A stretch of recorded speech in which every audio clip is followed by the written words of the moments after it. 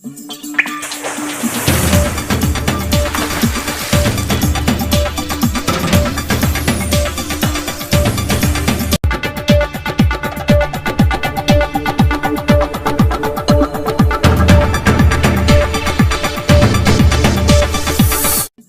শুনুন, আমরা কিভাবে জনগণের টাকা মেরে খাই। আমরা হলো প্রথমে ঘুষ করছি, যাকে যাতে আমরা নেতারা সবাই, আমি একজন নেতা, আমি জানি কিভাবে জনগণের ওদ মারতে হয়।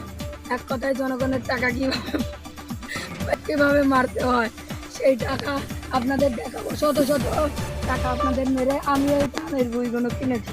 আপনারা দেখতে পাচ্ছেন আমার এই ধানের বইগুলো। আপনাদের হয়তো খুবই ভালো লাগতে পারে, কিন্তু এটা আমার সব অসৎ পথের কাজ।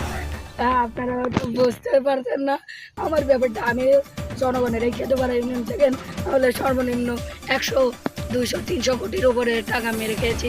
আর আমি জনগণ থেকে বলতে চাই, এরপরে যদি আবার আমাকে আপনার সাধারণ সম্পত্তি হিসাবে গড়ে তুলতে চান তাহলে আমি আপনাদের থাকি।